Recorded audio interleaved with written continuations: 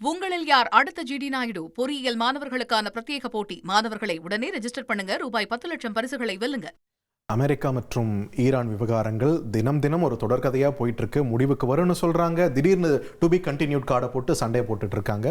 அந்த வகையில் இப்போ அமெரிக்கா மற்றும் ஈரான் நாடுகள் தங்களுக்குள்ளான அமைதி ஒப்பந்தத்தின் இறுதி வரைவு பகுதிக்கு முழுமையாக சம்மதம் தெரிவிச்சிருக்கிறதா பாகிஸ்தான் பிரதமர் ஷபாஸ் ஷெரீப் தெரிவிச்சிருக்காரு.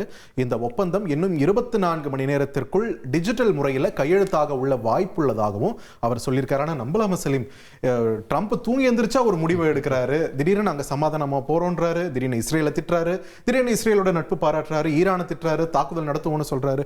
புரிஞ்சிக்க முடியாத ஒரு மனிதரா இருக்காரு.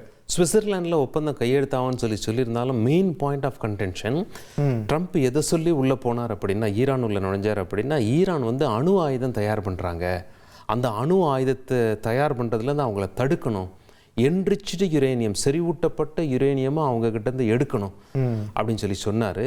பட் ஈரான் அவங்க செறிவூட்டப்பட்ட அது அந்த யுரேனியமை சுற்றி அவங்க கண்ணி வெடி வச்சதாகவும், அமெரிக்க காலாட்படை இராணுவம் அங்கே நெருங்க முடியாதபடி அவங்க செஞ்சிட்டதுனால தான் அமெரிக்காவோட இராணுவம் உள்ளே இறங்கலை, வான்வழி தாக்குதல் மட்டும் பண்ணுறாங்க அப்படின்னும் அமெரிக்க ஊடகங்கள்லாம் ஆராய்ச்சி பண்ணி செய்தி வெளியிடுறாங்க. ஸோ அவங்க நியூக்ளியர் ஃபெசிலிட்டிஸை கம்ப்ளீட்டாக அழிக்கலைங்கிற பட்சத்தில் அந்த பாயிண்ட் அமெரிக்க ஈரான் ஒப்பந்தத்தில் இடம்பெறுமா? ஈரான் என்ன சொல்லுவாங்க, நாங்கள் முழுமையாக நியூக்ளியர் வெப்பன்ஸை கைவிட முடியாது அந்த தயாரிப்புன்னு சொல்லுவாங்க.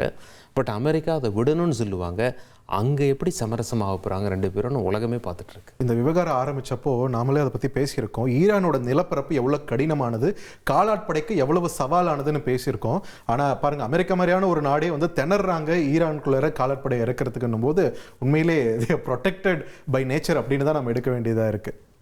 உங்களில் யார் அடுத்த ஜிடி நாயுடு பொறியியல் மாணவர்களுக்கான பிரத்யேக போட்டி. மாணவர்களை உடனே ரெஜிஸ்டர் பண்ணுங்க. ரூபாய் 10 லட்சம் பரிசுகளை வெல்லுங்க.